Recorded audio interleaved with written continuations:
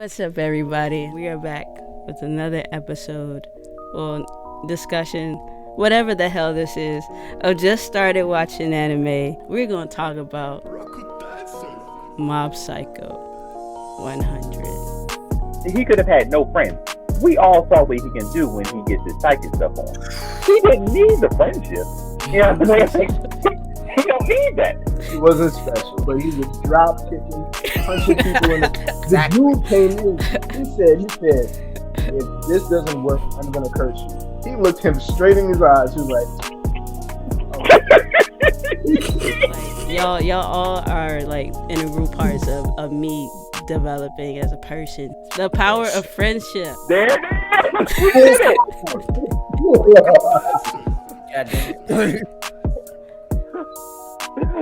I see a lot of myself in Mark.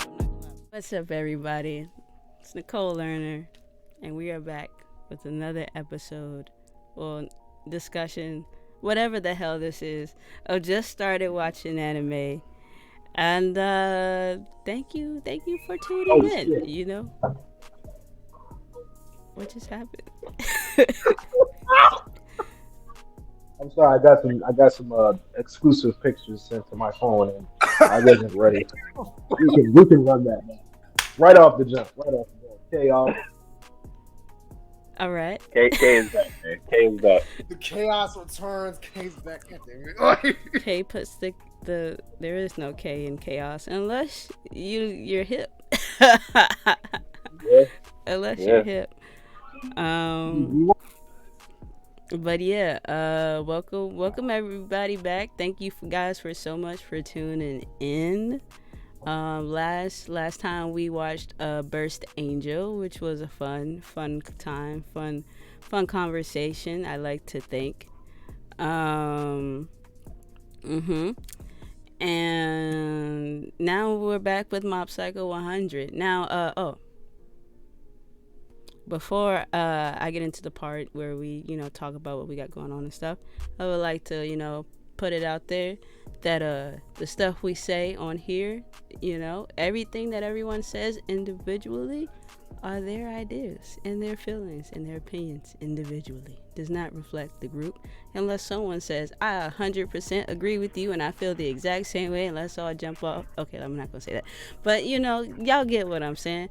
Also, we use explicit language. So if you don't like that language, then you can stop watching right now. And, and make sure you join the Discord. There'll be a link to it wherever you see this video. So with that said, we're going to go ahead and get this thing jumping, and y'all know how I like to start this off. We're going to get the promotional stuff out the way. So since you weren't here last time, my good friend, we're going to start off with UK. Let everybody know what you got going on, what you got coming up, and anything important you want to see.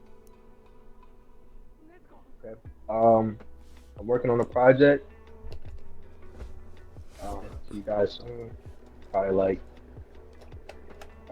October, November-ish. I don't know, maybe. And I dropped 2 singles. One called what's this called? What's a thing?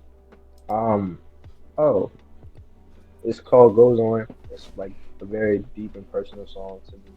So check that out. And then I dropped another single called Doubt, which is like just hard, something you can ride down the highway, if you're mad at your other, you can listen to that song and anger. That's about it. Hey Franks, come out. That's what's up. The presidential music plays. All right. And now we're just going to go to the next person on my screen. Stick Braxton. Let the people know what you got going on and what you got coming up. You know what it is, man. Cool as JSWA got let me kick with some cool guests, man. Drink some wine. We've been rolling through episodes. We're up to episode 22. Just dropped that last week with producer Rad Mac. Really good episode. Talked about music and different type of genres, different producers that he likes. We got a few good guests coming up soon, man. I got a packed September. And then there's a special in October that's coming. That'll be fun. That'll be really fun. And we got some good stuff coming, man. As far as the writing goes, it's coming. Just you got to bear with me. But we're gonna have some book. We got a book out before the end of the year for sure. So we like to hear a book from your man. All right, Nisho Soul, let the people know what you got going on. What you got coming up? What I got going on? What I got coming up? I am Nisho Soul. We recently just released. We actually today just released the latest episode of Cone Soul with myself and all things Nicole Lerner. We got the good Sir Ray Dixon of the Ounce. That was honestly long overdue episode. Really dope to be part of. I actually just got off stream too. I just got off of my twitch.tv, Nisho Gun. I stream gaming, I talk shit. If I have liquor, I drink. Right? But that's pretty much been it with that. On the side of things, just been building up the brand. I'm actually about to hit 100 followers. It's looking like by next week. I'm hype as shit. Turn up, gang gang. Yeah, and other than that, I've really just been in the cut prepping this music rollout. Just presentation wise, I'm prepping a lot of shit. So that's where I'm at with it. But other than that, watching a very awesome anime, like Bursting. The greatest anime of all time. Nisha, Yes! you know you love the fuck out of that anime. That's what Don't I'm even saying. try He to act like front. he didn't like it. I tolerated it. That's what I did. Nah, bro. You gave it a 3 out of 5. You enjoyed No, it, that's a Nisha. high That's score. okay. That's okay. Nobody judging you. A When I lot. tell you the majority of that, when I tell you Nobody much judge you. that was Joe, it was Joe, literally. I guess. All right, so it's my turn, and I'm Nicole Lerner and whatnot. And as far as what I got going on, like Nisho said, we're back with the podcast. We just dropped an episode featuring the homie Ray Dixon. It was a really good episode, so go check that out. Also, go check the one we dropped before with Miss Gray. You can also find me on Twitch. I be on there Sunday nights at 9 p.m. I've heard it's something like hanging out at Sunday dinner with your friends. That's, sure, whatever. But, if you would like to do that, you can come hang out with us. And I started doing this new thing. I think I found my area on TikTok, which is a little fun for me. I'm not going to lie. So basically, since I won't be doing as much of this media stuff anymore, like, with interviewing artists and whatnot, there's still a part of me that likes sharing music and not exposing, but like, putting people on to different artists and stuff. So, that's what I'm gonna be doing on TikTok, along with posting stuff on my stream, which is kind of basically where I do the same thing. So, like, if you would, if you're interested in learning about new music artists or just getting hip to some music you haven't heard before yet, then you could follow me on there, and I'm gonna do that until I'm tired of that platform as well. So, yeah. Also, I would like to let y'all know that I am doing no editing other than like the little stuff where I throw in the stars and shit. So don't say nothing on here you gonna want edited out. So no mentioning. Here's what I don't understand. How you gonna be like, yo, this is what we do. We may do explicit and then tell us don't say nothing. No. I don't mean like don't say nothing explicit. I mean like don't say nothing like like about like government people. Those kind of things. Like I don't care what kind of language you use, but if it's something that incriminating or something that that it might and yeah, so just don't say nothing. You might go like, yo, Cole, yeah, we might want to cut that out. Don't because I ain't cutting nothing out. So that includes me too. Like I gotta, cause I be saying some off the wall stuff sometimes. So I'm gonna dial it back a little bit, make sure I don't say nothing too stupid. All right, but yeah. So now that we got all that out the way and whatnot, we're gonna talk about Mob Psycho 100. Yeah, yeah, yeah. So, again, spoiler alert. Not because the synopsis I'm going to give is a spoiler alert, but because the rest of this episode is a spoiler. The whole thing is a spoiler alert. All right. So, if you want to watch it, go watch it and then come back here if you want to. So, Mob Psycho 100. Basically, what Mob Psycho 100 is about. It's about a kid who has the ability to do. Uh, I don't know what they call it specifically, but he had like these ESP things, these psychic powers. That's what it is, psychic powers. And so he's growing up and he kind of feels super isolated. He has high anxiety. I would argue one would say depression, and he's going through all of these like mental health issues and whatnot. But he slowly finds his people.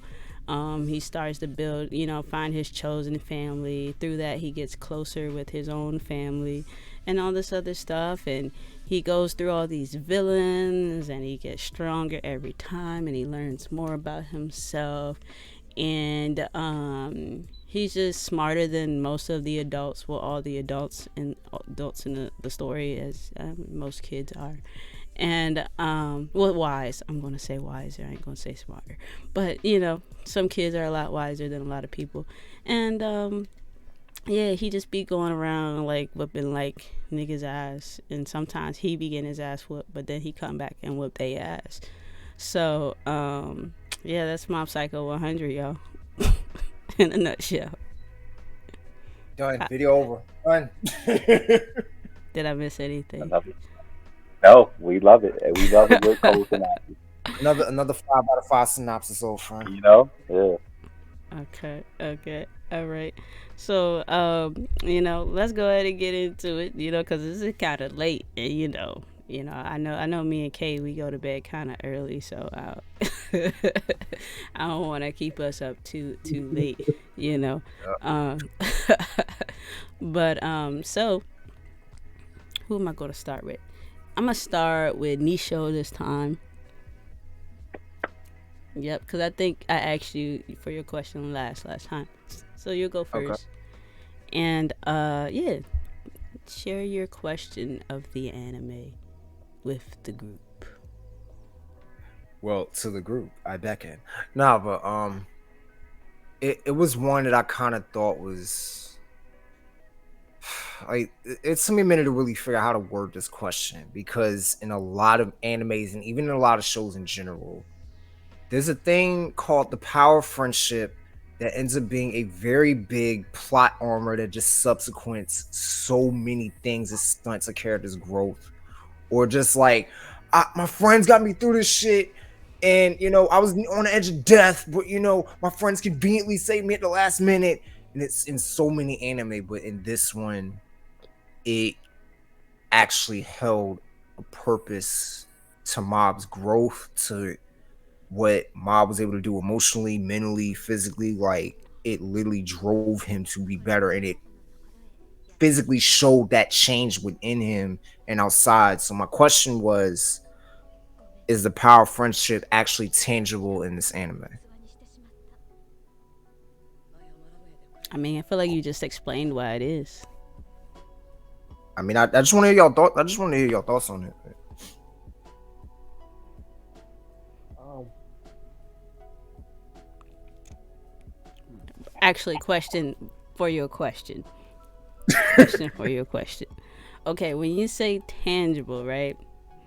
Mhm. You mean like, is it valid? Yes, in the way that I worded it, yes. Like, what I mean by tangible is actually showing results that didn't feel like just a cheap way to get a plot across. It was like actually Okay. I get that, where you, I get where you what you putting down now. I dig it. I dig it. yeah, I Um, probably worded it weird if I was trying to like get it out. no, you worded it fine. I just had to know like where the question was coming from. Um, No, but I would have to say that in that case, yes, it's very tangible. I think they did a great job at like making the friendships make sense. They threw that word around a lot, and the word bond and relationship and in I was about to say friendship. I already said that. And so they threw a lot of those words around a lot on purpose, and I think they did a really good job. What I was really, well, I was actually really happy with a lot of the things in this anime. I liked it a lot. And one of the things I enjoyed about it was how they were able to, in just 2 seasons, they were able to like really show how Mob like individually impacted each one of the friends that he had. Like they were able to develop the storylines of all of those individual relationships, without overdoing it and without underdoing it, so to speak. I feel like the only one they kind of didn't overdo, but or they didn't fully do, but I'm kind of glad they didn't, was the crush that he had on the girl. Like that one kind of got pushed to the side a little bit, which I'm not mad at. Um, but even then, you saw like the turnaround. You got to see that little short storyline that they had, where she was able to kind of change her way of looking at him and stuff like that. So, without taking up all the time, I'm just going to wrap all that up and say I think it's very tangible here, and I really, really enjoyed the way that they were able to, you know, I was trying to think of a big word, but the way they were able to like really display that in this anime. Yeah, that's how I feel. Word. Yeah. Uh oh. Um, Okay, go I'm ahead. gonna, I'm gonna go ahead and take it to a minute. So, usually I got some shit, but I'm gonna meet you here on this deep level, because that's what we doing. So, Right. um, obviously this is a good anime, and it touches on like a lot of like a variety of just things in life that I didn't expect an anime to touch on. And honestly, the power of friendship kind of gets neglected in this anime. Like Cole Mm. brought up the whole situation with the woman he was pursuing and how they kind of just pushed her to the side. I feel like they did the same thing with the whole power of friendship because Mob goes through these phases in his emotions where, he's like unconsciously angry or Mm. actually unconscious or sad. And it more focuses on like his mental state. It's not like a saving grace type thing where it's like, oh, Mob's taking a beating like the fucking con artist comes in and basically just gives everyone a mental beatdown. Like I've never seen that shit in an anime before. Where it's Yeah. basically like, yo, that was fucking crazy. This dude was like, come on, dude, grow up. You're just a child. I was like, what in the actual like because in a normal anime, it's supposed to be okay. The hero gets beat up. He's taking a beating. The villain says his little speech. I want to take over the world. He's looking really bad, and then the friends are like, "Yo, we got you. Here's the power of friendship. Take this energy. Take it. Take it." And then he comes back and whoops the dude's ass. But in this anime, it was like Mob was just like, you know what? I don't want to fight. Here, you take my energy, and y'all, you just talk to him. And the man talked to him. I've never seen that shit before. Like, talked him down. Motherfuckers took their mask off. He was like, "No, this can't be. I wanted to be that dude." It's like, I just feel like as far as the friendship, it was like you could see it. Like, it was moments where, like I want to say maybe when it was like a scene where the big group of workout dudes was like getting beat Oh up, yeah, yeah. and then the girls kind of came in. Yeah, I guess you could say like that was kind of the power of friendship, but it wasn't really a big emphasis on it. It was more like it was like focusing on everything else that mob and the people around him were going through. So, I'm gonna say I don't think it was, and if it was, probably very little. Like it wasn't something big. Okay. So yeah, that's what Interesting my weight. perspective. Nah, I see where you come from, okay? I dig it. I like that. Um, so the answer is yes. There is. I do think that the power of friendship is tangible in this anime, but it's not in the typical anime way, like Kay just said. So, like Kay said, power of friendship usually is dude getting his ass kicked. All of a sudden, you know what I'm saying? Oh, I remember my friends. I gotta do it for them. And then all of a sudden, dude get a power boost that we've never seen. It's never been foreshadowed before. It's Yeah. just like, okay, cool. Now he has 8 arms that he can pop out of his body. You know what I'm saying? You know how it goes. It's random shit. This one is a more down to earth, basic level, thing. It's like I'm this loner, I'm this anxiety ridden, I'm this what's the word, antisocial or like socially awkward person. And you see as people come into his life, the power of friendship increases his mental state and his confidence His and his confidence, yeah. ability to take Yeah. other things on. That's the power of friendship. That's what they're actually giving him energy to. Yeah, because like that pet, like he could have had no friends. We all saw what he can do when he gets his psychic stuff on. He didn't need the friendship. You know what I'm saying? He don't need that. You know what I'm Mm, saying? He was gonna be a psychic regardless of what was happening. It's yeah. the it's the people around him and how they helped him grow as a person that actually influenced different ways that he strategized, different ways that he approached different situations, and just different ways that he approached life in general. And Yeah. so it's this anime is crazy because it's not you would think it's like an action anime, but it's really what they call slice of life. So it's like it's an everyday anime, like because you take away the extra stuff and the psychic stuff, and it's just about a kid in middle school learning to deal with the anxieties in middle school. So it's Hmm. like slice of life. It just happened to throw that he can be a psychic in the middle. So yes, I mean I would say it is just not in the typical anime way. Yeah. I was like, that's like I feel like the way you just explained this thing is the way that like I saw it, because like I back to the whole, like I haven't watched that many anime, so it's like I've seen, obviously the friendship trope has been there through pretty much all of them, but like I haven't seen enough to be like, oh, that's like the friendship trope where the friendship makes a person like, it goes from like, I see the difference, like the difference is like, so it'd be the difference between Mob, like we knew from the beginning that Mob had the psychic powers, but like in the Yeah. traditional anime, it would be like episode 5, he just pops up with these powers because somebody was like, "Remember, I love you, Mob," and then like he's just like, "Bam, I'm knocking all these people out or whatever." So it's like, Well, but the way I thought of the friendship trope was more from the mental angle of how, like, like you said, like he didn't need any of them. yeah. He didn't really need anybody.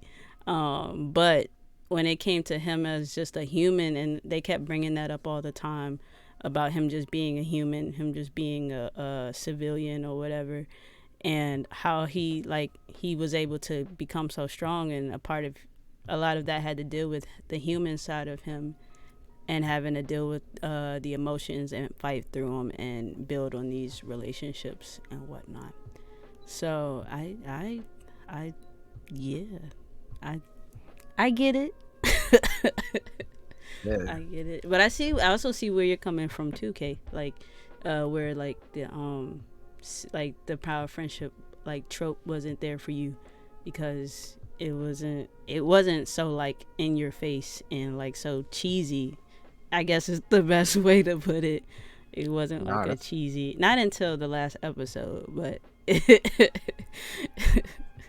but I'm not mad at the episode. That's not a dig at it neither. I'm not mad at the last episode, but I'm just saying that's when it got cheesy right at the last episode. Um, but yeah, Nisha, did you say like your opinion on the power of friendship? You asked the question. I was really just kicking back hearing what y'all had to say because I really dig all y'all takes. Like it was really more so yes, no in the middle. Um I personally felt it was present, but it was more to what Kay was saying. It was more like focuses on his mental state versus Mm-hmm. like, oh, I physically see the people here that are affecting me. I need to make sure they ain't getting hurt.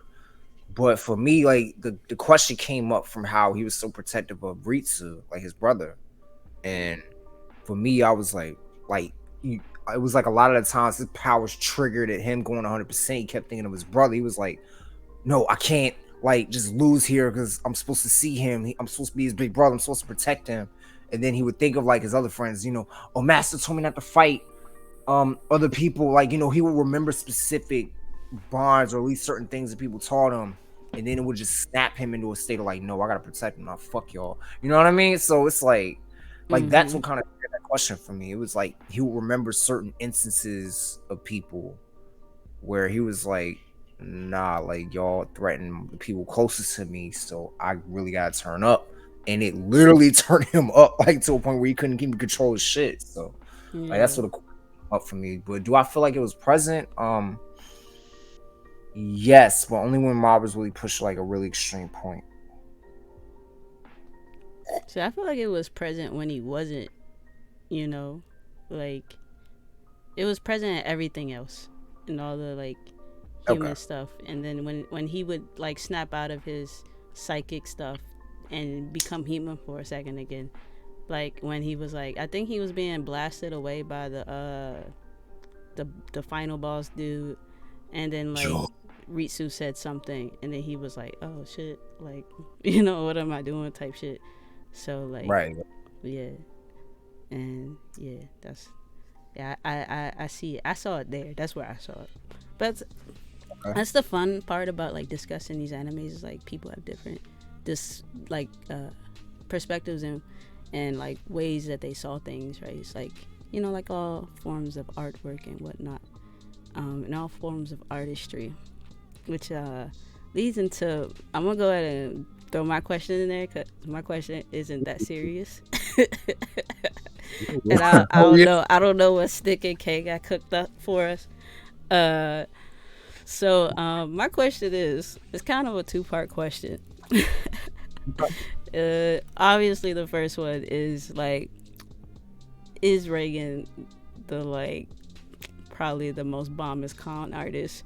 Like this man almost convinced me to like him. I think I did like him by the end of the anime. That's how good of a con artist he is. And then, you know, even though Mob did not need him to go all the way to the max, did he actually help in Mob's evolution, and how much of an impact? So like my question, yeah, that's two questions. But yeah, is Reagan the greatest con artist alive, and did he actually help Mob defeat the final boss in it? Yeah, y'all go first. Go ahead. Okay, you want it?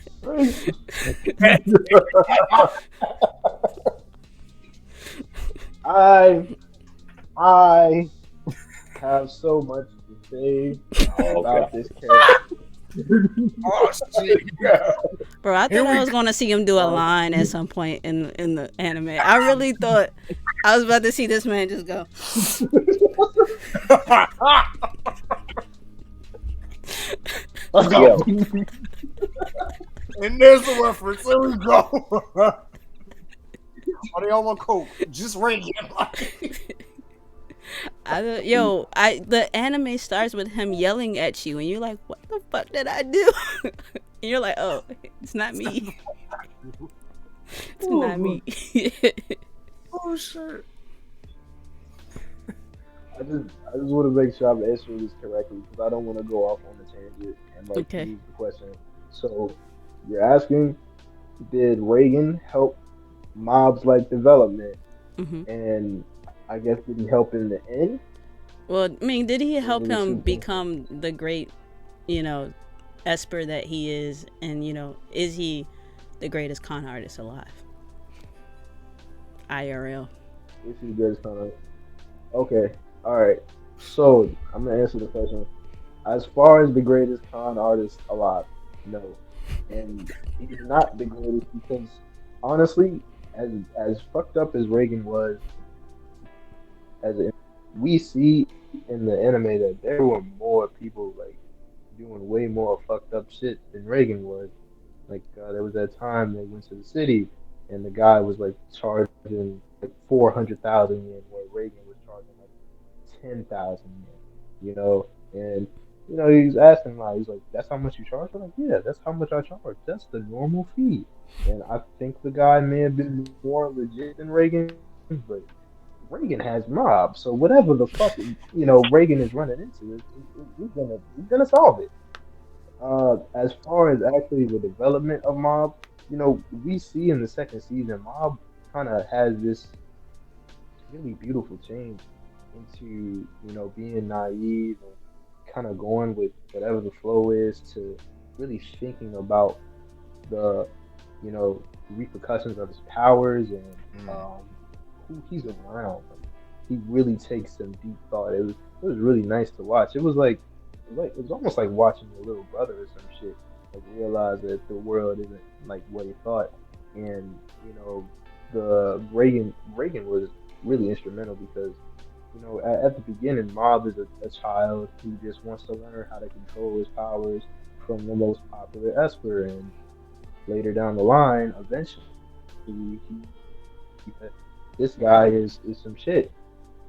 And as opposed to just leaving him, Mob still recognizes that though he may be shit, he taught him some things. And Reagan gave Mob an important lesson. He was like, we don't use our powers on humans.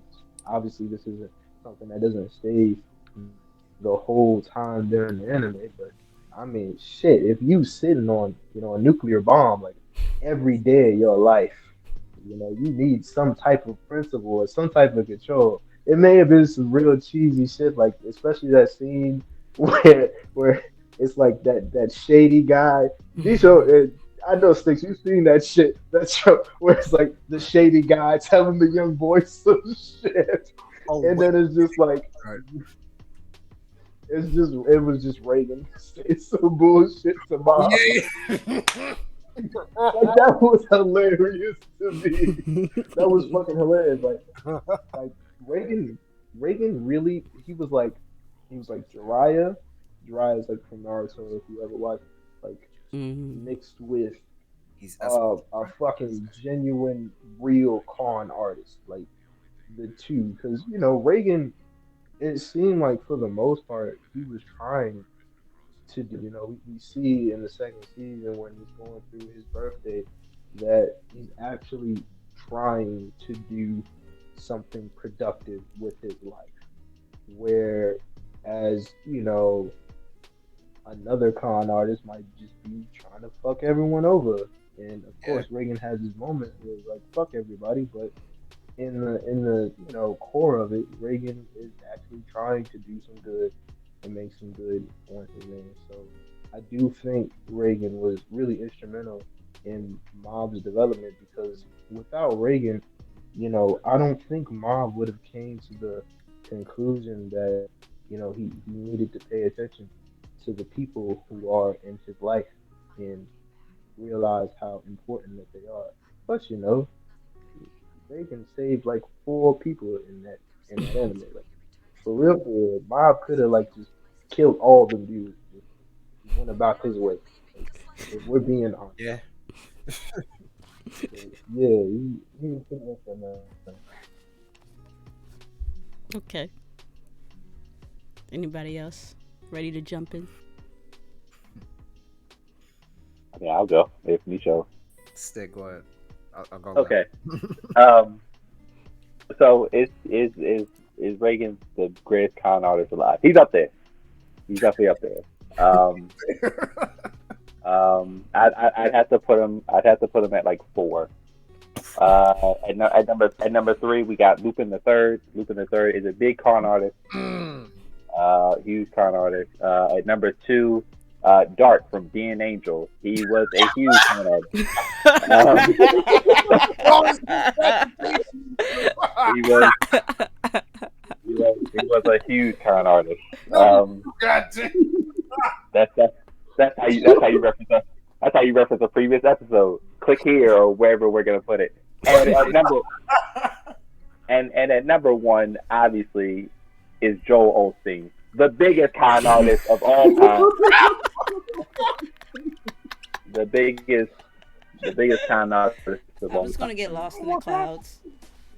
I got some Um, eyes. I feel like I don't need to explain this, so I'm just gonna move on to the next question. And was Reagan instrumental in Mob's growth? I'll explain it like this. I want to take you to a place that Nisha and I both hold dear, called World Wrestling Entertainment. Oh, Oh boy. Oh boy. And when I looked at Reagan and I looked at Mob, I saw Mob and I saw this amazing mold, right? He can be one of the greatest anime characters, one of the greatest, powerful beings there is, but he was missing something. It wasn't clicking. And then Reagan came along, and it reminded me of Roman Reigns before Paul Heyman. Roman Reigns was a great wrestler, but he didn't have that umph. He didn't have the pizzazz. He didn't have the umph. And then came along Paul Heyman, and now he's one of the best things about WWE that they had, if not the best. And that's what Reagan did for Mob. Reagan saw Mob, very much took advantage of him. However, unlike Paul Heyman and most managers in wrestling, he did see something eventually in him that he kind of saw in himself, because he wanted to help. Like later on, we learned that Reagan, he wanted to help people. He just happened to fall into the con artist thing because it started working. Yeah. But like once Mob and him had that little tiff, he realized that he was important to him, and he realized that the people around him, when he went to that bar, and like he was using them as much as those people were using him. You know what I'm saying? And so like Mob was like probably the only person in his life that was his sincere friend. So though he did use him, I think they both had an impression on each other. Yeah. More so than anything. Yeah, it's kind of like in a way that I can make it make sense is like Puffy was to Biggie, Yeah. that's a good comparison. Yeah. Yeah. Yep. All right, Nisho. To that same metaphor, Puffy's been trying to fill the Biggie hole for what, 20, 30 years. But anyway, is Reagan the greatest con artist? Yes, he is. And I have one sole reason for that. He has a move called anti-spirit drop kick. That shit, all the indication in the world. He has moves, punches, massages. He has a moveset. Yes. Like, because he took advantage of the way people kind of exaggerate shit. You know what I mean? Like, he saw things as a con artist that a lot of people aren't going to see in regular context. It's like, okay, people see shit in hyperbole. If I charge them in hyperbole, they're going to pay that price because they just want to be done with it. They just want to get rid of it. Mm-hmm. So, off that, I feel like he's easily the best. Like, plus, come on, anti-spirit dropkick. Come on.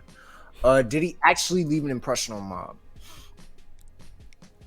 I was gonna say no until I saw season 2, because like I throughout season 1, I was like, this man's clearly using this kid who has an amazing gift, and is like, okay, I'm like, Reagan, do you feel anything for this young kid? And that answer was answered for me in season 2. I was like, oh wait, Reagan actually kind of hit Mob like a little bit deeper, and I'm like, that showed that he actually did care about Mob in the end, because it's like, you're not gonna say something that'll cut that deep to somebody and then you realize how fucked up it was unless you truly did care. And I'm like, nah, Reagan actually truly did care enough for Mob to want to see his growth. He just had a very poor way of putting it, because he has a really bad way of putting it in words.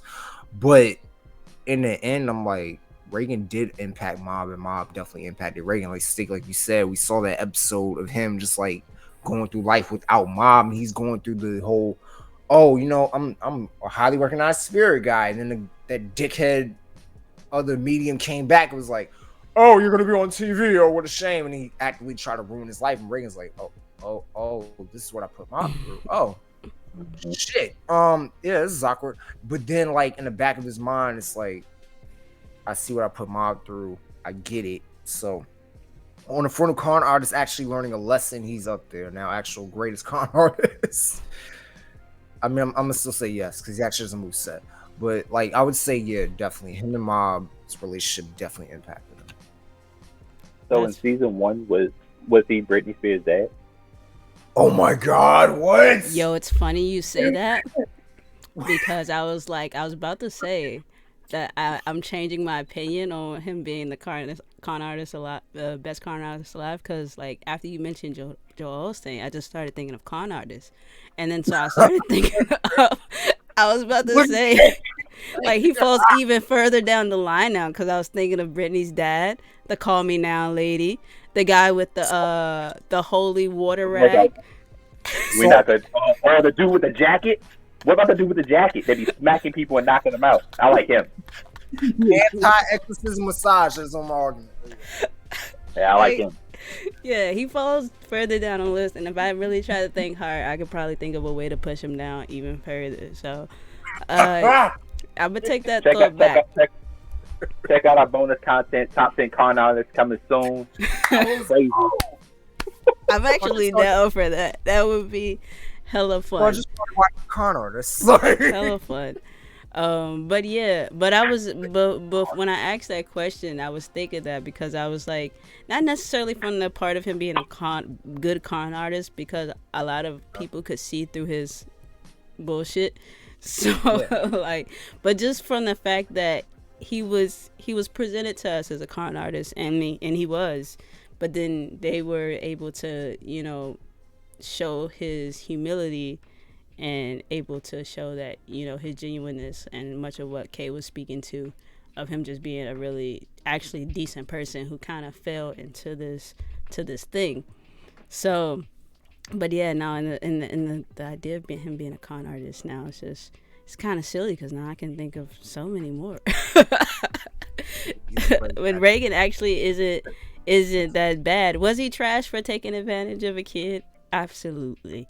You know, like, bruh, you saw this little tiny kid and was like, dog, I'm about to hit it big. But he changed, and that was the power of Mob. Mob was a very powerful little kid, and then going into where I was going at with the did he actually have an effect? Because I was watching this, and it's just like, dang, this dude is like, and this was like in maybe towards the middle of season 1, and I was like, dang, this dude is like using this kid, but you can see that he's like developing an actual, like, you know, like, I was gonna say feelings, but that sounds weird, but like, I'm not trying to say it in a weird way, like, he's just developing something that, you know, he cares for the kid, and it's like it's genuine. And even though he has this thing in the back of his head where he's like, damn, this kid is about to like make me the best spirit exorcist or whatever he wanted to be, I don't know. Like, he's like, he really started caring. He's like started pulling out the moves for the kid, and that's another thing about Reagan. Like, I really wanted to hate him so bad, but this man was throwing fades. Like, he was about to, like, he had a big mouth, and he was willing to like throw the hands with his big mouth. Like, he wasn't like, he was like talking his shit, but he also was like backing it up. So it was like, I can't be mad at this man. Like, he was like throwing fades, throwing knees, and like, you know what I'm saying? Like, Kate, it was you who's like, he was talking down to people. Like, it was like so unexpected. Like, And let's just come out of there and just be like, well, that's stupid. Like, you know, like, it's just like putting people Yo, it on was blast. It's just like, God. it's just like, and it was so dope to see him like put the hurt on the dude, the little, the jumpy dude, the nightcrawler Oh yeah. dude. Yeah. he really had he had like the biggest balls in like the whole anime. Like my man had no powers. He wasn't special. None of that shit. But he was drop kicking, punching people in the Exactly. dude came in. He said, if this doesn't work, I'm gonna curse you. He looked him straight in his eyes. He was like, okay. No fucks given. None. Not one. He didn't know he was gonna survive that curse. He was ready for whatever. My man was so lucky. He had like Rick, luck was just like just he had a luck spell on him, had to be, because like he's Reagan was just all luck, see, all luck. yeah, don't shoot. Let's go ahead and get into this this other question by the homie Stick Braxton here. Yeah. Basically, the question was, we thought Mob had confidence, as he got, got more, experience with life in different situations. And I just wanted to ask the group, what's an example of something that happened to you or something that you did that gave you confidence in whatever, whatever you wanted to do moving forward, like whether it be music, whether it be like, whatever. What's an example or an event that happened to you that gave you that type of confidence? Mine might get a little emotional. Let's So let's get you out the way first, because I feel like everybody might have last. Kay might have last. So let's just get you out the way now. That way it's not awkward. no, because like I have things that involve all of you guys actually. So I'll Oh, start off yeah. with, since my the earliest memory is sick. You know, when I came to hang out with you and A Jones, and you know, when I played, I don't know if I rapped or if I played music for you, I forget. But you were like, you know, why are you still here, type shit, and yeah, that gave me a boost of confidence, and that's all I'll say about that. And then Nisho um is like at a few shows. I was about to say at one show. It can't even say at a few shows. I mean, you came to so many of my like shows and stuff like that. And I distinctly, you know, if nobody else is rocking with me in the crowd, I can always look and see you like just like vibing out, and it means a lot. So that always gave me a burst of confidence when I needed it. And then my good friend Kay here, you know, and you know, you're consistently you know, helping me with my confidence and stuff. But specifically,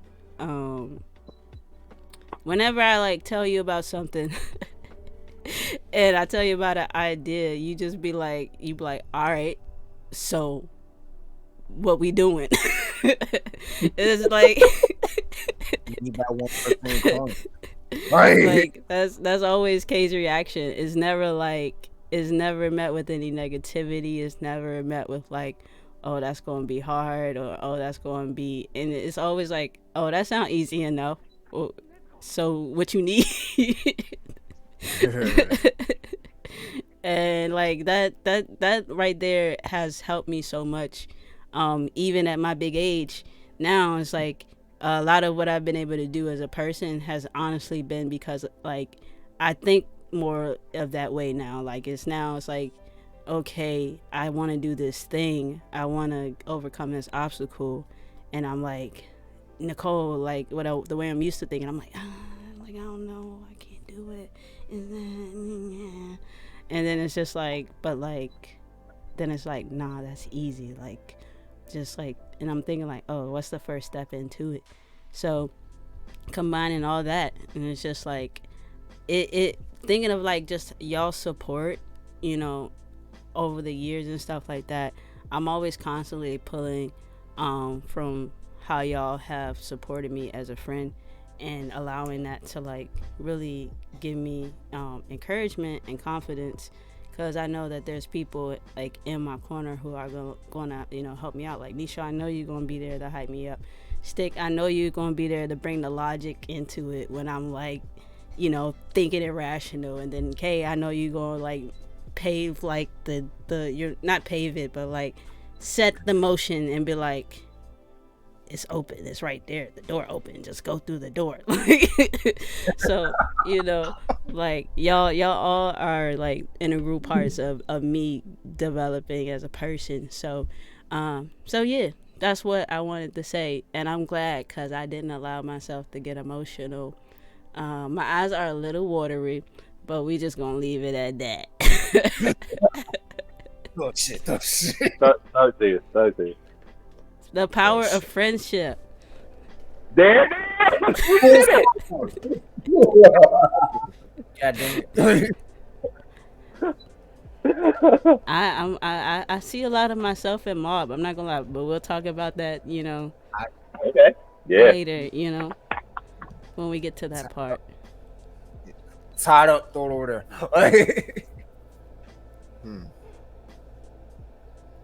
Okay. You go like you have a moment. Go ahead and get it out the way now. Is that I have a okay? Both of y'all was like in deep thought, so I'm waiting for it. This is a good question. Oh yeah, I got you. I got you. I got you. Mine is not that deep at all.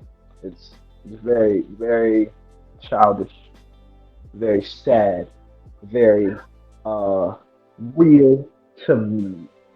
Okay. I think back to the first time I got cheeks. It was amazing, truly Nick, amazing. I'm doing shit. I ain't doing this shit. Uh, Fucking falling out the way. God damn it. I'm sorry. It's true. Like the first time that you get some cheeks, it's like you hear about it in the street, you see it on TV, you see it on your computer, and and they come to you like like a gift from God or something. It's like, here, have this thing that I have created for you, and I'm like, delicious. You know what? Let me get a little bit more. Here, some more. Delicious. And then he's just like, hey man, I'm kind of running out here. That's cool. I'll just go out. I don't.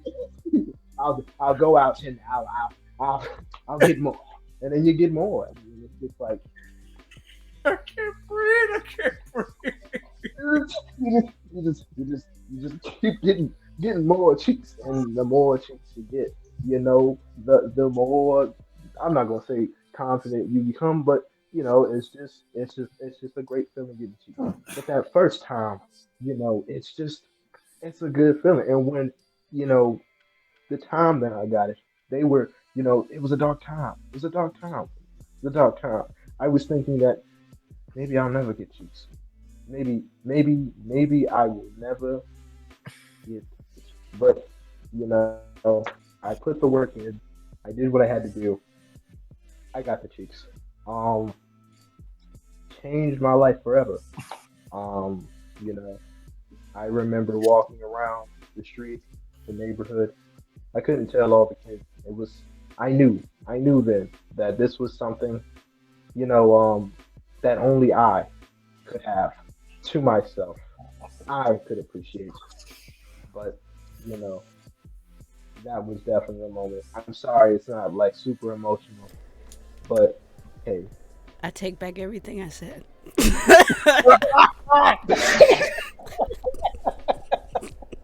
See why I wanted you to go first. I knew it.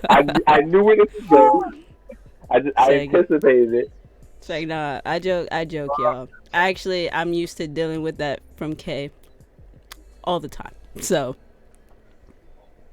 So yeah. It's kind of like Reagan. Like, you expect some shit to pop off. Yeah. But you're never ready. You're never ready. I love you, Um, friend. You're amazing. The power of friendship. Nisha, you got to follow that up, Power. unfortunately, buddy. power Yep. punch no bullshit. Anyway. Let us know about your confidence. You know. Whew. All right. I had two instances actually.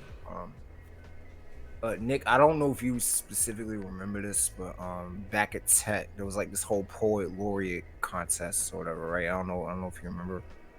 No, Mm-mm. maybe. No, all right, all good. But back at high school, there was like this poet laureate thing. Like at the time, I'm like, man, I'm gonna write my best shit ever, man. It's great. It's gonna be cool. I submitted. I end up getting the poet laureate thing, and I'm like, what? Like, because I like I'll admit I wrote some bullshit. Like at the time, I'm like, it's my best shit ever. Hindsight, this is bullshit. Like, but I submitted because my English teacher at the time was like, you're a great writer. Go ahead and submit it. You got it. I'm like, all right, cool. So I submitted, and I end up getting the poet laureate. I was like, what? Oh, so by the way, you got to read it in front of everybody. I was like, what? Wait. Oh, and your parents get an invite to be there. I was like, what? All right, hold on. Like, hold on. So I'm uncultured. What is a poet, Lauren? I'm sorry. What? What is it called? I don't know what he said. I was A attempting to say, lord. Poet, I was attempting to say poet, laureate. laureate. I'm not saying you said it wrong. I just don't say it the last word. Laureate. Laureate. Like it's an Laureate. odd. Yeah. Y'all don't judge me, y'all. I'm ignorant. No, nah, because like it's always been an odd pronunciation to me. It's weird. No, you are fine. It's me. It's me. But what is that? Nick, I love you. Like pretty much, like every year, every state has something that like shows. It's pretty much like an exemplary writing type shit award. Oh, okay. I'm But hip. it's Okay. like creative I'm writing. not or hip, but I get what you're saying. Okay. So it's like one of those writing competitions, but specifically for poetry. Yeah, Is it it's like like a. Is it like what? I think I'm just gonna have to Google this afterwards. I'm gonna have to, cause I'm asking questions in my head that are gonna take us off topic. So I'm just gonna Google after the fact. Yeah. It's all veering back. Okay. Now, I'm very interested. I never heard of it before, so that's why like my brain is starting to tick and like want to know what it is. So, but I'll go I look into Hey, that on my own. But look, okay, sorry to shot, interrupt. you're good. Shot of curiosity striking. But pretty much I had gotten that, and it's like, oh, you get to read it in front of everybody. What? Oh, your mom's gonna be there. Like what? Like I should invite my mom. No, you're gonna tell her. I was like, what? Like, come on. So I get it. Oh, hit my mic. I get it. I read it. You know, this is what I learned how to perform, stage presence, all that shit. I'm just reading it off the paper. I'm like, okay. I'm not gonna lie, this is out my comfort zone, but I feel confident in it. This is different. Fast forward a couple years, I go to college, and for the first time, I perform in front of like a whole crowd of people who don't know shit about me. Everybody's from a different state. Philly over there, the Virgin Islands over Oh, it's there. like one of those kind of events. Wow. Okay, that's dope. Yeah, and I did the Cardinal Sin at the time, which I didn't realize was Cardinal Sin until way after the fact. I shouted out DC first, which was like my biggest mistake. But apparently, my confidence was that high. That I was like, look, I'm from DC. Shout out DC. I was like, oh, okay. Only the people from DC are cheering me on. Fuck. Like, I mean, I think you did the right thing. Sounds appropriate. yeah. Yeah. And Same. with that, I got to We just agreeing with you. You did the right thing. no. Like I felt it. Well, to make a very long. I felt confident enough to be up there, just rapping, Island enough that people ended up like they recognized me like maybe a week and a half after the fact. Like, yo, you shouted out DC, didn't you? I was like, fuck. So all that to say, like, it took me two very distinct instances to really realize, like, I actually feel confident being in front of crowds. I actually feel confident, like, reading at the one point and then memorizing my shit enough to perform it at some point to perform in front of people. So, like, my whole thing about performance really came from those two instances. It really got me better, and seeing a lot of people in front of me that had a presence that I didn't have made me want to have that presence, and that gave me more confidence to get better at performing. So yeah. I hear that. Oh, Now it's time for you to answer your own question. Stick. Yes. yeah, I'll make it quick, man. Y'all know I'm a hooper, man. I'm a basketball player. Growing up, I would play my dad, my uncle, and I know it's hard to believe, but I wasn't always this tall. And What? Well, you weren't born like that. Like it's no, crazy. no, Yeah. I thought you just got guys are dropped crazy. off on your parents' doorstep, just like, Oh hey. shit. Nah. My basketball was small like everybody else's. Um, and and I couldn't beat them consistently. I would get lucky every now and again, but they would do things that would that they would beat me with, and I was like, it would. I liked basketball more than them, so I couldn't understand why they would beat me. And then I finally hit a growth spurt, and I finally like developed in something, and then they couldn't beat me anymore, and I would beat them every time they came in. And then from that moment forward, you couldn't tell me shit. They weren't good. They were terrible. But for whatever reason, it was like beating that final boss in a game. Yeah. And from that moment on, you couldn't tell me shit. I was like, I can do whatever as long as I put my mind and my skill and my focus on work ethic. You can't tell me anything. That's And what's so up. that's really what pushed me to like hoop like more and like train and like go to different camps and stuff. And that's Yeah. how I ended up at that school that I don't really like talking about anymore. Um, but yeah, man. That's what's up. I could just imagine like a young stick finally getting tall enough to beat his Yo. family. You just like Matumbo everybody shot. It's just like And it's just there's like or like the simple drop steps don't work on you no more. You're like you can't do that. No, not that way neither. Mm-mm. You matter of fact, Stuff got real. and they're probably what's the like when you playing 1-on-1. I haven't played basketball in so long, and then it's like, dang, I forget what it's called. It's a very simple concept. I can't even think of it. But like like okay, you playing a game 1-on-1, and you can either play it like where you make a shot and you get the ball back, or you make a shot and the other person gets the ball. Like I forget. Make it take it. Yeah, make it take it. And so I'm like thinking like they probably was like, nah, we playing make it take it. But then when you make it, they probably get mad at that. Like I like that makes me smile thinking of a young Stick Braxton coming up in the world. That's Like definitely got fun. That's what we don't want to play got no fun. more. But No, I that was me, no bullshit. Oh, play this shit no we more. don't want to play no more. That was me after like middle school playing football.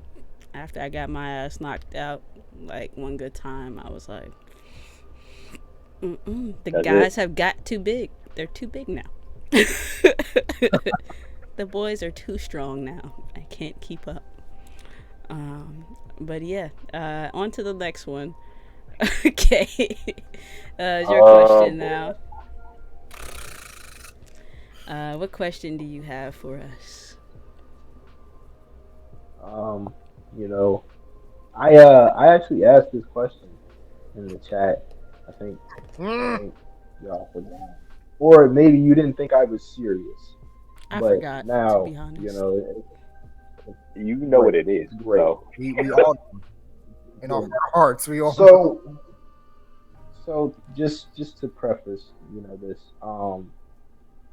this was a good anime. Great anime. Obviously, I have some discrepancies with this anime. And, fantastic, but, you know, where are the cheeks? Where are the cheeks? Did you just complain about an Where anime not I mean, I anime. know, I know that I know exactly what I did.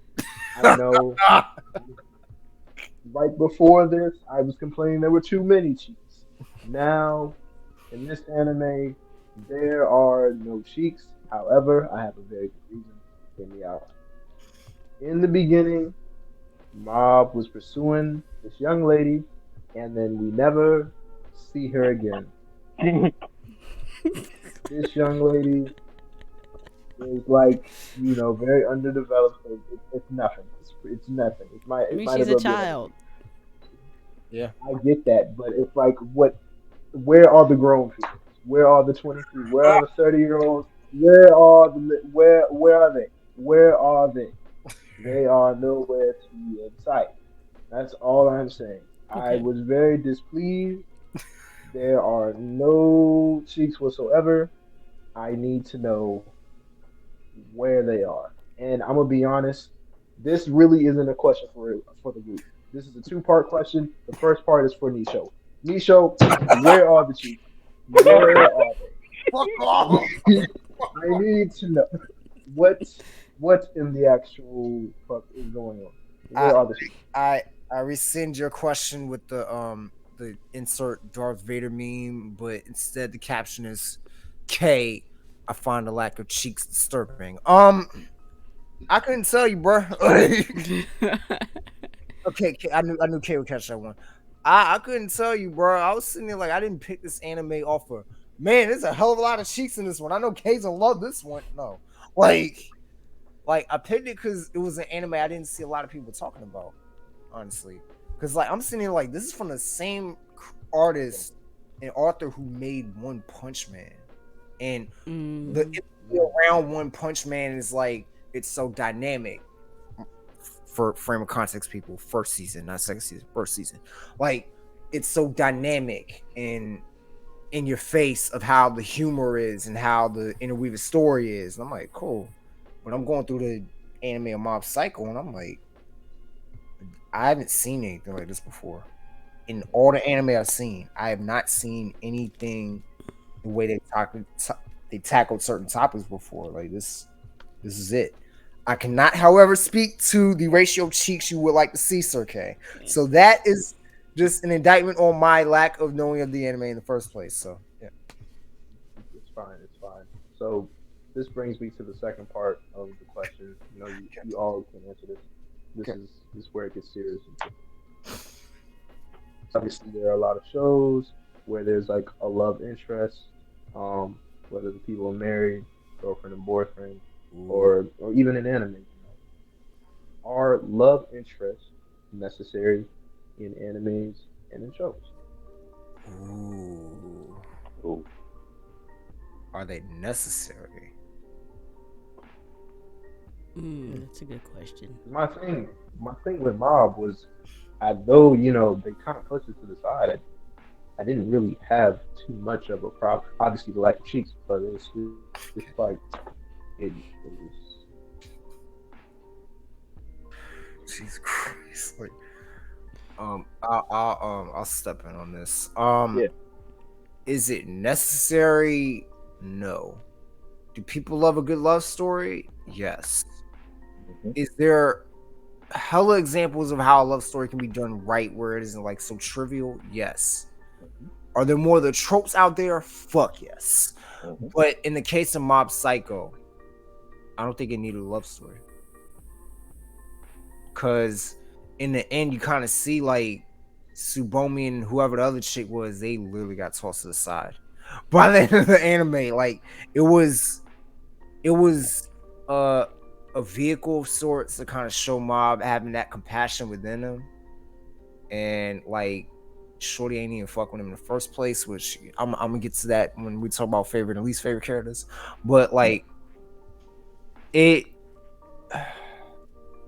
it was I don't like I'm kind of glad Mao didn't focus on that as a whole in the anime. Like it didn't wholly focus like, oh, I gotta get the girl with my powers and sure I'm the best psychic in the world. Because I've seen hella anime where that was literally the focus and it just like derailed and got really bad.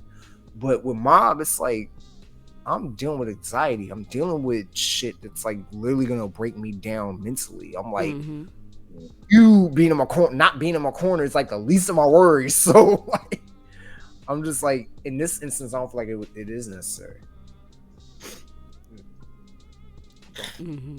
So I struggle with that when it comes to like writing and stuff. Ooh, Like I know I've asked on the timeline a couple of times like can a book go through a entire story without having a love interest? And it's been mixed results. Um, some people feel like a character should have some type of love interest because this is a natural emotion. And some people are like, depending on what the story is, it's not necessarily necessary. In the case of like Mob Psycho, um, I don't think it was necessary. Like Nisha said, it was a vehicle. Like we need to know why he joined the Body Improvement Club. We need to know why why he wanted to run the marathon. Like we need to know these things, but it wasn't necessarily the big portion of the story. Um, so is it necessary? Not. It depends. It always depends on the story. It always depends on the story and what you're trying to tell me. And just I don't know what the future holds for the anime. It just seems like there's a season 3 coming because I feel like it ended, but it didn't end. You know what I mean? Like it just that didn't feel complete to me. Yeah. For me, because like I feel like there's more to the story that can happen with them, based on how the anime ended. So it's just it's one of the things where like I told the story 2 seasons without it. Let's see what happens season 3, and I feel like season 3 that may be a bigger part of what goes on forward. So Yeah. okay. I agree with the ending did felt like that, and it's like, and this isn't the answering part where I answer your question, but just to piggyback off of what Stick was saying, like the ending just felt weird, like, and it wasn't bad, it wasn't a bad ending, but it was just like the writing wasn't bad either, but it's like that they're capable of writing a really good solid this is done ending because they did such a good job at writing the first 2 seasons, which this is the first time we've had a second season where the second season well, this is the first time we're talking about more than one season, but we reference second seasons on other podcasts, and y'all all have let me know that usually the second seasons are bad, but we have a second season that's as equally as good as the first one, to the point where you just feel like you're watching one whole season when you're watching both of them. So yeah, it definitely feels like something else could be coming. I would like something more. Hopefully it would be good. But as far as does there have to be a love interest, as much as I would love to say no, I would say yes to some extent, because just because, I mean, if you're talking about humans, if you're trying to add some type of human personable aspect to something,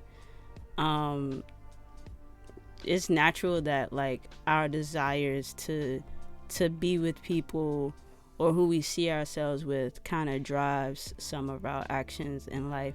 And it may not be the main reason you do everything you want to do, but there's definitely parts of who you are that evolves because you want to become closer with a certain person or something like that, or you want to attract a certain person, and it may change. You might go to the Body Improvement Club, get like, you know what I'm saying, and then be like, I don't even want that chick no more, you know what I'm saying, like that might change, but it doesn't change the fact that this interest was something that got you into whatever you were doing. So I think love interests are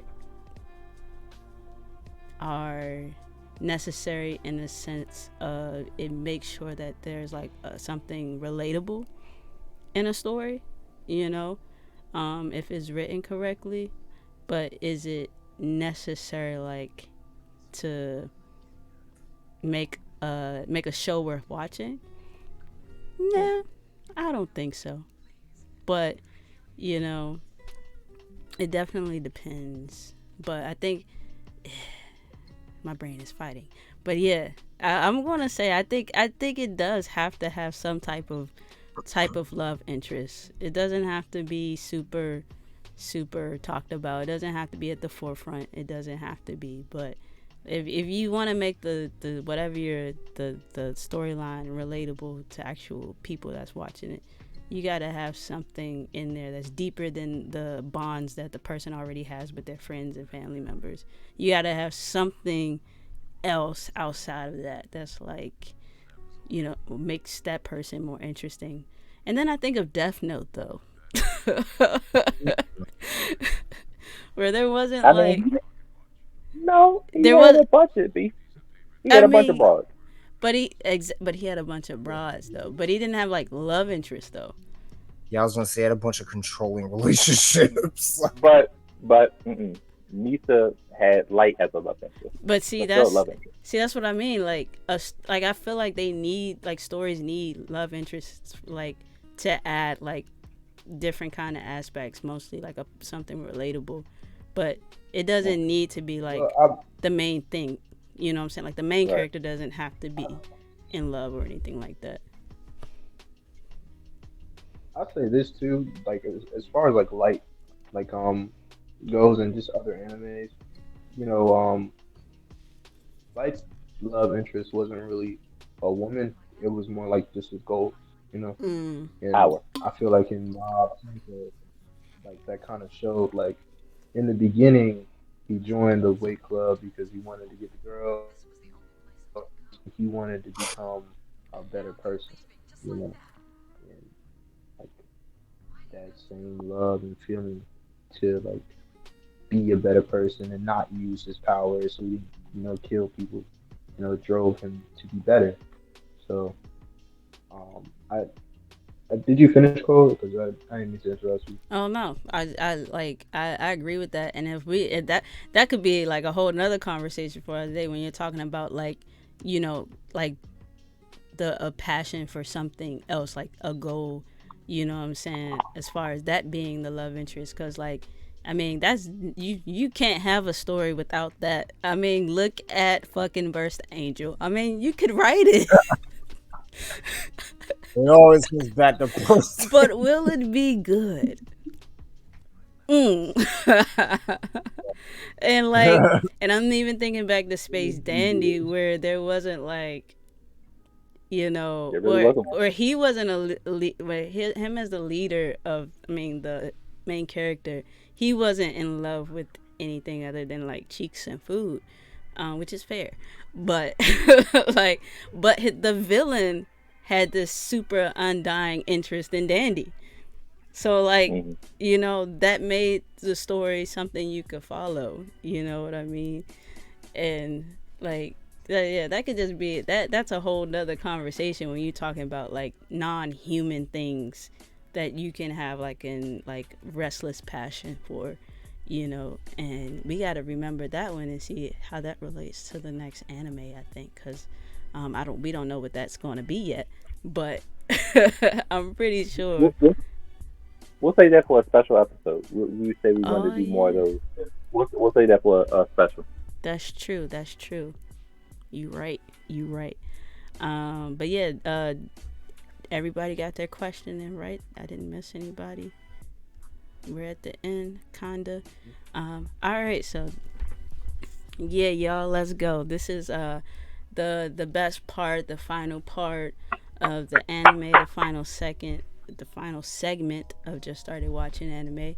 And this is where we rate the anime that we watched, which was Mob Psycho 100 season 1 and season 2. But in addition to this, what we've started doing is also mentioning our favorite characters and our least favorite characters.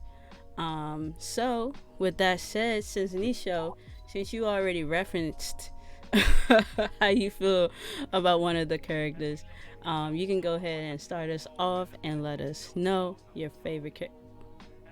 What's up? You forgot one part. You What? forgot to go. It's rated out of 1 out of 5. Oh yeah, One you're being, right. You're I'd right. rather. There we You're go. right. You're Yeah. right. You're right. Yeah, I If you missed the don't, if you part. don't do it right. You right. You right. So, we rating stuff, y'all. And like all I just said, so if you aren't hip to the way we rate things, it's on a scale of 1 to 5 stars.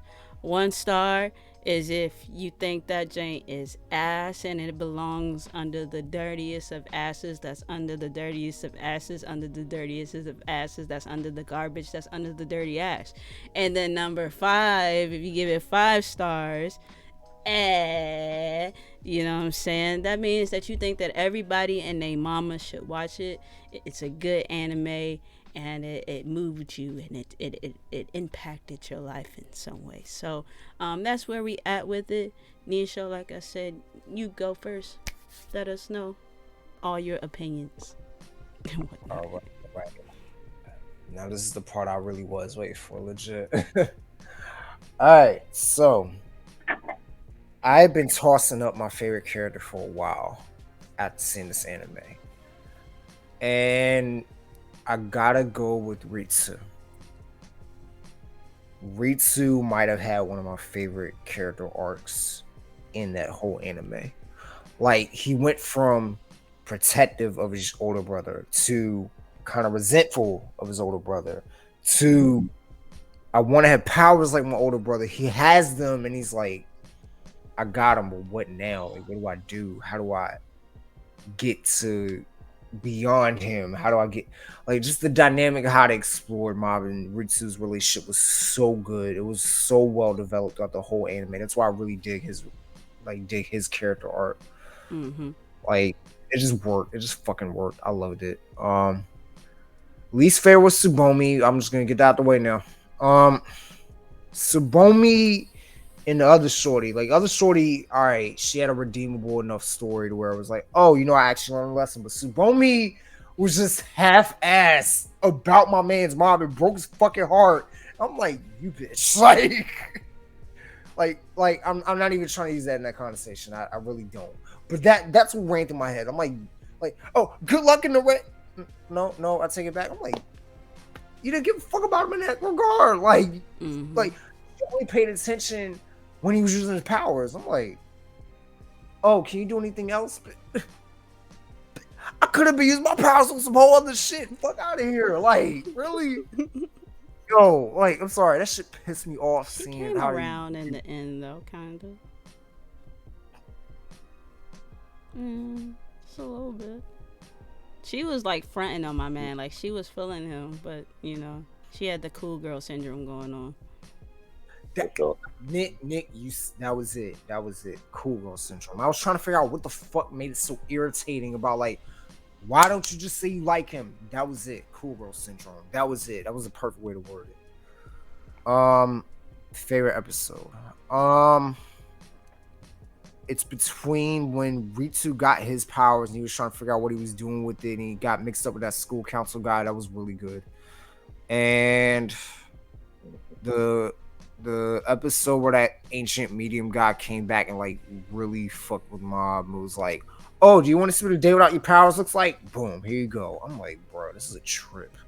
Like, but that was where Mob made that realization of like, oh, like, I actually got along with people to actually see me for me and what improvements I want to make, improve my life. Cool, awesome. I'm gonna run with that. And then power, friendship, bullshit at the end. Cool. But again, it was excusable for this one. But I rate Mob Psycho 100. I don't know. This is a surprise at this point. It's got to be a 5 out of 5 for me. Ooh. Solid. Like, I have. It's got to be a 5 out of 5 because it kind of did for me what Promised Neverland didn't. It gave a sense of completion in a way. Everything kind of came full circle. Like, Reagan realized like the repercussion of him like really treating Mob like shit.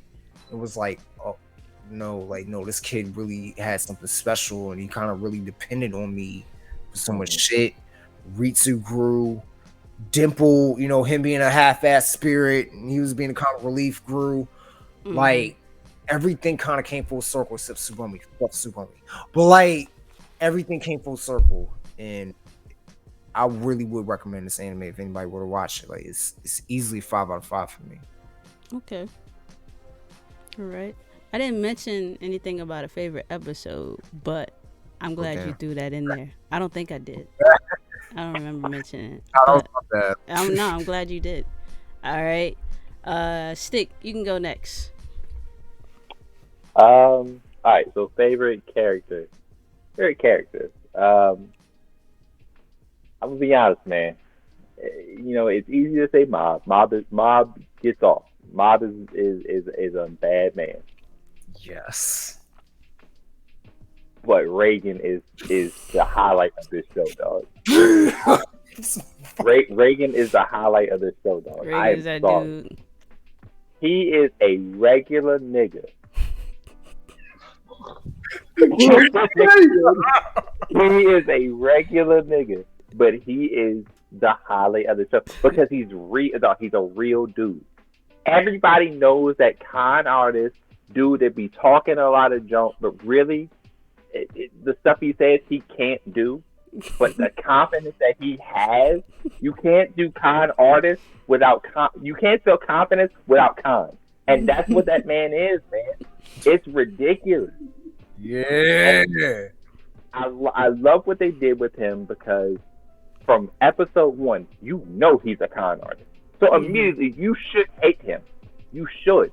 But he has this endearing quality that just draws you into his character. And yes, is he a scum for like most of the first half of the season 1? Absolutely. But he makes up for it for the rest of the way. It's amazing. I want to throw an honorable mention to, and I don't know his name, so forgive me, the blind dude from the Ultimate 5. He was nice, dog. Oh, yeah. The dude who was teleporting, he was nice. He was dope. I hated that he just quit at the end and we never saw him again, but he was nice, dog.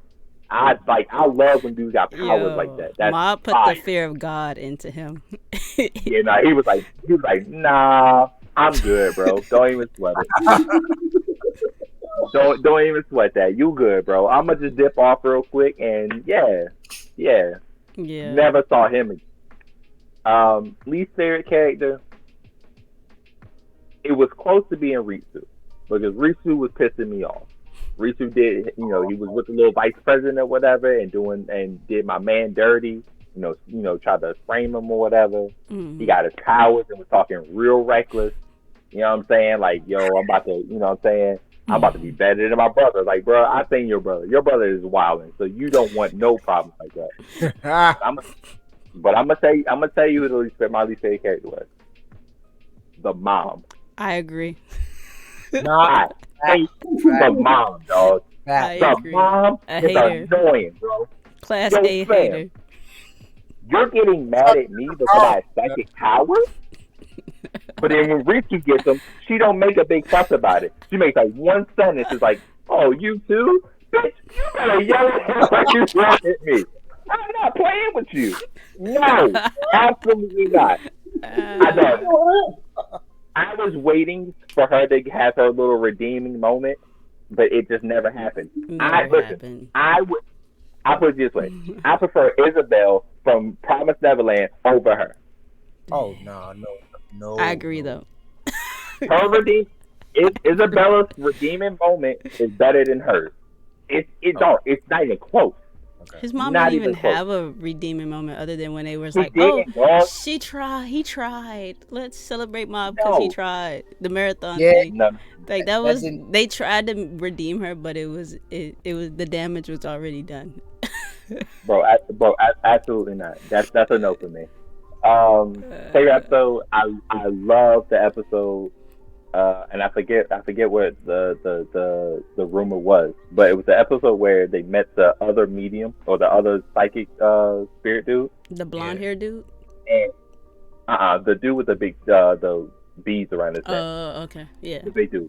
Mhm. I love that episode because they explain the lore of how the rumor about the lady that would drag people into the water, and how Mhm. because people kept feeding into the rumor, that manifested into the actual person being the actual being real, and that Mhm. was dope. But Mob, because Mob doesn't believe in that stuff and never was in the circles around it, Mhm. that's why he never like he. That was a dope episode because they Yeah. explained it perfectly Mhm. about why. That was so cool to me. I love that episode. Mhm. Um, when it comes to the overall anime, man, first of all, we should give a shout out to this anime because we were only supposed to do season one, but everybody loved it enough where we all watched season two. That should say a lot about this anime. I wish this anime was around when I was in middle school because middle school is like the hardest. It's for me. Like I don't know if it's for everybody else, but middle school is the hardest like years of my life as far as like growing up because it's just you go through puberty and like friends that you had they start being new friends and stuff. So it's just this hard stretch of years, and it kind of it that anime really encapsulates everything about middle school. You come in lost, and by the end of it, you kind of have a good sense of who, like not a full sense, but like a good sense. Like I like this. This is who I am. Mhm. I'm cool with that, right? And that's the thing you see with Mob throughout the entire anime so far. And yeah, man, if I had to give it a thing, I'm gonna give it a 4.25, man. 4.25 stars. Ooh. It's such a good anime. I came in thinking 4.25. You really gonna make me edit a 4.25 star? It's just like, do a quarter. It's a quarter star. I don't understand. Dog, we've done this before. What are you talking about? I know. Can't just be like a half a star. Oh, it's a 4 or 4.5. Oh, Man, this nigga, you gave a half a star the last time. I'm not trying to hear this bullshit. I'm sorry. I'll be honest. I'm not trying to hear this. To be perfectly honest with you, I'm not trying to hear this. Anyway, go watch My Psycho. Watch both seasons. Very dope. Watch the OVA. Watch the Reagan episode. oh shit. Quarter stars matter. Oh, Oh, Okay. Let's go. that's what my mom said to me when came out. Joking. all right. Sorry. I tried to make a dark joke. It didn't work. over the K frame. All right. I'm ready. Fuck. Like, Okay, let us know what's happening. All right. So much like Six, my favorite is definitely gonna be Reagan. Um, for the mere fact that I have been watching anime since I was 13 years old, and never before have I seen a man give a verbal ass whooping the way that this man did. Like, holy, yo, I was really looking at that episode like, I didn't even know you could do this in anime. Because he was just really whooping niggas' asses, and he was making them think about shit, and then later on, they end up working for him. Like, that's just some different level shit. And then Yeah. Mm-hmm. like of course his growth throughout the anime where he realizes that mob is more important, that that actually needs mob, and then there was that period where he didn't have mob, and then he just goes in. He's like, you know what? I could have done this the whole time. Of course, like he got fucked over by the old dude, but the fact that he actually had that drive within him the whole entire time shows you that, Reagan can actually do some shit. If he had some psychic powers, this might be a real dangerous dude because unlike the other guys who were psychic, like the dad who was psychic, who just was obsessed with taking shit over. Reagan actually wanted to make a difference in the world and actually change some shit. Like it's unfortunately he ended up going the con artist way, but I mean, fuck the dude's confidence and like his way with words is just it was beautiful. the man was just built different. Like catching fit, he was a different character. He was different all around. Shit. Least favorite. Oh fuck. Tarada, the whip dude of the five, the The five. flag. Like Oh, Yeah. they hyped, Mm. yeah, because they hyped him up like he was the dude. Like he was the guy. He was gonna go in. He was gonna whoop everyone's ass, and then like no more than like a second later, he's getting like dumped into the water. Like, come on now. So like, this is sad. And then they went into the forest and it was like, all right, now it's time to see my full power because I can actually use these whips and force. And I was just like, really? Like you done already? And then they proceeded to whoop his ass again. And then like down the line, when he like allies himself with them, he still gets he his has ass whooped. this point where he's like, he still gets his ass whooped, still gets his ass whooped, and he was like, I was on your side the whole time. I was going to help you this entire time. I promise. Like I wasn't fucking with that dude at all. And of course, like the lady that Mob was pursuing, like I wasn't fucking with her, but she's not my least favorite character because I also feel like she helped Mob learn a very important lesson, like very early on. Like and it kind of goes into like my favorite episode. Like my favorite episode was like when Mob met the blonde dude. I forgot the guy, the other guy who was the side teleporting and shit. That Yep. guy, when he met him, the dude had convinced himself that he was like the center of the universe, the big hero in anime or whatever. And then Mob with these amazing psychic powers was like, "Yo, you, it doesn't matter. I'm sorry. You got all these impressive gifts. You can do all this shit. It just don't fucking matter." And then proceeded to whoop his ass. But it's like Mob learned that lesson because as a youth. Like he was trying to impress the one girl that he wanted, and she did not give a fuck. Not what? Like yo, that is so disrespectful.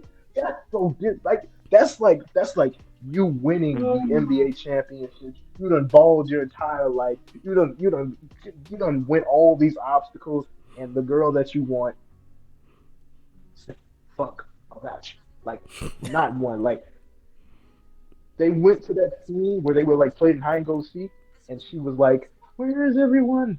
All right, I'm gonna go home. Bye." I was like, "Wow!" That's why she's my least favorite. So I was like, amazing, amazing. But it's like that theme is kind of carried on throughout the show, and I feel like without it, Mob would have just turned either into like the dad, the evil dad, or you know, even the guy who like spent his entire life inside, without that realization that it doesn't matter how special you are, how special you think you are, you still got to put in the work. Like, you have to put in the effort to get noticed by the people you want to get noticed. You have to put in the effort towards the things that you want. It doesn't matter. And that was a pretty dope ass episode because, I've definitely had moments where it's been like, well, shit, just because I have all this, it doesn't mean shit. I still have to put in the work, and that was just real dope that they touched on that in the anime.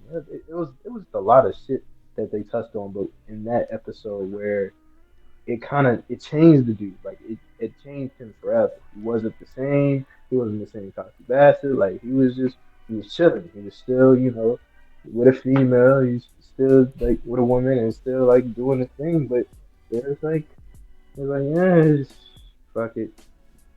It is what it is. Like that was a cool episode.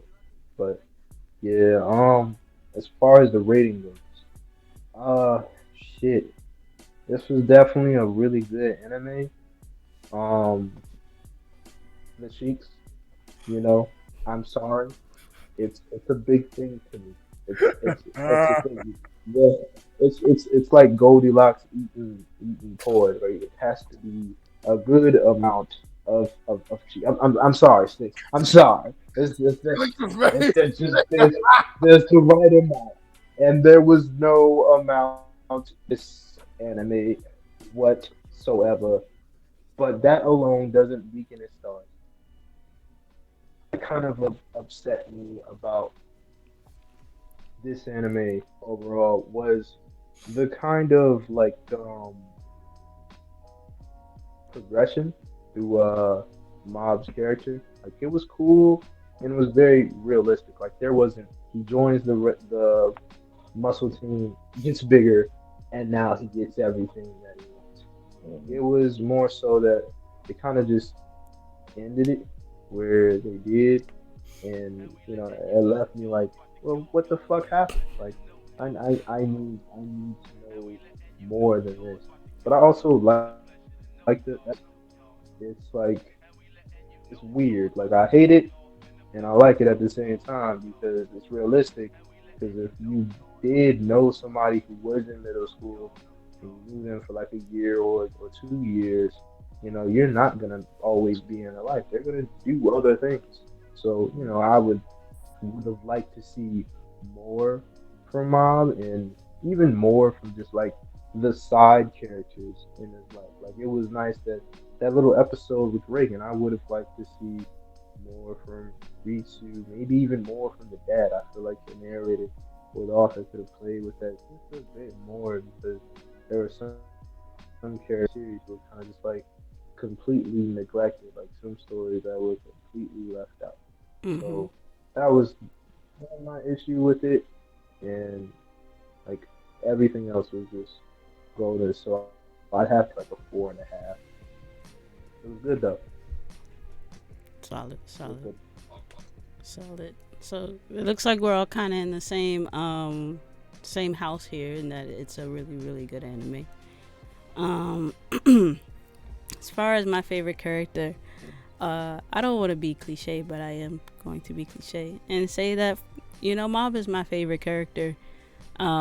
Just because like I guess I finally found an anime where like I have a lot in common with the main character, and I mean, while I don't have psychic powers, like because in the beginning, I honestly thought this was going to be a story about like a kid who's like kind of a sociopath and has like these like that kind of issue going on, and I was actually, I mean, I was already tied into the story because I thought that's where they were, the angle they were coming from, and I was like, damn, this about to be lit.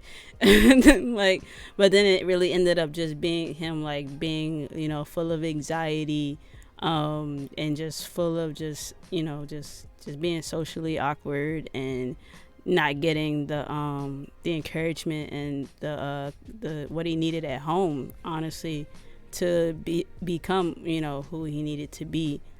And he went on his own journey and kind of got his chosen family. So and I just feel so like I want to hug Mob, like Oh, I want to give him a big a big hug, what I'm saying. And I don't know, I felt so close to him, and I was like, I often felt myself like just being brought back to like memories of being younger and going through similar like experiences and whatnot, and just thinking like dang, like how anime is doing this to me, making me go down through like my own like just feelings and stuff like that. So I gotta give it to Mob, and I really like how they wrote him, and you saw his growth. Not only physically did they make him a little bit bigger throughout the show, but like the way he talked and the way he like was postured in front of people and stuff like that. Like all of those slight writing changes and cinematic changes and the way they positioned him around other people really made it stand out that he was growing as a person. So I love me some Mob. He's my favorite character.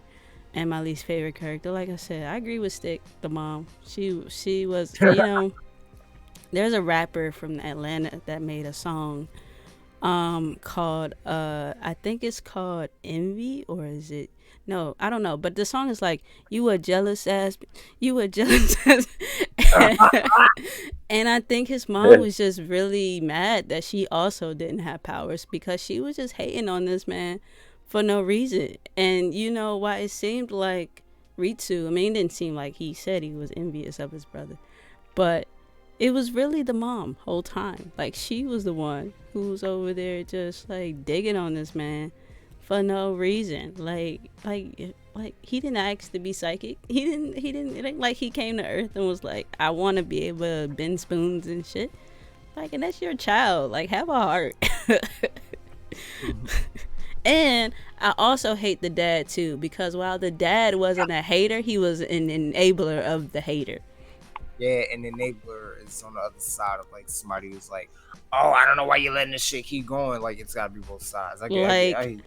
I was like, I need the dad to just jump in and be like, get the fuck off the boy's case, all right? Just like, if you don't, I'm taking me and my sons and we getting out, because we don't deserve this. Like, I wanted him to play irreplaceable and just like put her in her place, dog. Like, she was doing a lot. and he just let her rock. He just let her rock. So the parents were my least favorite characters. And to my favorite episode, I was glad you brought that up, because I forgot to say it. And I've been thinking about my favorite episode, because I really liked everything. But I think I have two favorite episodes. One is because, like, so it has happened. I have cried for the first time watching an anime. And yeah, when the house burned down and they went to the closet, and like as soon as they looked at the closet, I was just like, no. And like, I knew something told me like it wasn't gonna be like his family, but I was just the thought of like, I was like, dog, if they really pull some Game of Thrones shit and just kill his family, like this, like that's intense. And then just all that was just like hitting me. I was like, oh, dog. And then when they actually showed the hand, I was like, no, it's not real. No, it's real. Yes, it's real. And I was just like, so that was really intense, because I wasn't expecting it at all. Like, that was like, I was very shocked by that them even putting that idea into it. Because I mean, even though there's a lot of slashing and punching and a lot of violent stuff going on in the anime, like there's nothing in here that's like gut wrenching, really, until that happened. And it's like, oh shit just got real. Like, did they really just kill his parents off the show? Did they really kill Ritsu, who, we didn't even get to see what he could do yet, for real? So I really like that episode. I really like the episode where he met the super demon spirit thing that later turned into a piece of broccoli, or I don't know if he turned into the broccoli or if it was the seeds. I don't know. But when he was fighting when the spirit took over the rich dude's daughter and everything he had to go through, that, like, number one, when the dude that possessed the girl made her stab her father, I was like, oh shit. I was like, she just stabbed the daddy. Like, and then when they made him go in, well, when he went into I guess the girl's spirit is where they went, or her body, her mind, or whatever, and the spirit was there, and they were having these conversations and then having these battles, and then Mob ended up winning in the end, because that's what he does. I thought that was an interesting concept of how they show how you can almost lose yourself by like trying to get like caught up in fighting other people's battles and trying to do the right thing, because that's what Ma was doing. Like, he didn't have to be there. Like, he could have said fuck that girl and kept going, and like he decided to actually save her from the possession. and he almost lost himself in the process of doing it. So I really like that episode and that moment of reflection that it had. And also, I'm looking at my notes and I'm realizing I had wrote something and I wanted to make a comment that the writers was like, "Do you want destruction?" And they were just like, yes, because everything got destroyed in this anime. It's like they were like destruction, but just destroy everything. Just everything gets destroyed at some point. So yeah, I just wanted to make a note about that. And as far as my rating, I'm gonna also give it a 4.5. I really wanted to give it 5 stars because I love this anime. It's probably the one that I've loved the most, to be honest. As far as like storyline and just being able to relate to it and whatnot. But that ending I think the 0.5 like is just that I subtracted it is honestly out of pettiness. It's just because like I wanted a solid ending, you know what I'm saying? And I didn't get that. They kind of left you. I mean, I'm pretty sure they wrote it that way because, you know, just in case they were gonna put on a third season, and just in case they didn't. Like, it was one of those endings where, you know, it did have an ending, so you know you can't be mad. But then again, it also wasn't like a good ending. Like, we don't know. Like, he was supposed to ask the girl out after he fight the final boss. Like, did he ask the girl out? Like, he was supposed to, and I wanted to see a confident what is this Shige go to the gym and just be like, so look, I just beat this demon dude, so what's good, you know? No, Mom, I'm sorry. You know, if you don't want me. Season 2, episode 1. Season 2, episode, the one with the brown hair. The one that had the story that she wrote. He should have hollered at her. Yes. After he fixed her book together, she should have been like, "Now, what's the story between me and you, bitch?" You know what I'm saying? Like, he should have did that and just called it a day. Wow. I feel like he, you know, maybe not those words, but like I feel like he should have did that. You know what I'm saying? Yeah. But then the homegirl was in the back watching, like, see what you doing with her? She probably shut that down. Honestly, I hate she Shibata. could have. I do hate her. You're right. I do hate her. She could have. I think so. And like, yeah, we don't know what happened with that. Or I mean, that's the thing. He could have evolved and been like, I don't even want that drink no more. I want the girl who I put her book together, and I want to go. Or he could have found some other jank. Maybe it was the telekinesis jank that was yelling at him all the time. I don't know. But, you know, and then, like, I don't know. The ending was just a little slightly cheesy to me. It just went from very dark and just violent to this just very happy-go-lucky place. And I was like, but wait. We just beat the demon dude. Like you can't just flip to like bunnies and rainbows like this. Like, it's like I need some kind of a transition. But I get they had to wrap the story up and whatnot. Which I mean, also, I mean, it wasn't my favorite episode, but the final boss battle was like, you know, that was dope as shit. Like, that was a really solid battle in my opinion. He whipped that dude butt, you know what I'm saying? He gave him that work. And yeah. And that's it. Did I say my rating? Yeah, 4.5. Yeah, that was my rating. Alright, but yeah, y'all. So, you know, this was our discussion about Mob Psycho 100. As you can see, we all enjoyed it. So, if you haven't seen it yet and you sat here and listened to us talk about it the whole time and you're still interested in it, then go ahead and check it out or come back and watch it after. I don't know. But anyway, whose turn is it to pick? It's Kay's turn. It's K, man. Returns to pick on that. Right. It's Kay's turn to pick the anime. That's it. I'm ready. I'm ready. Do you I'm have it ready. ready, or you gotta think about it and hit us later in the chat? Oh yeah. I already have it.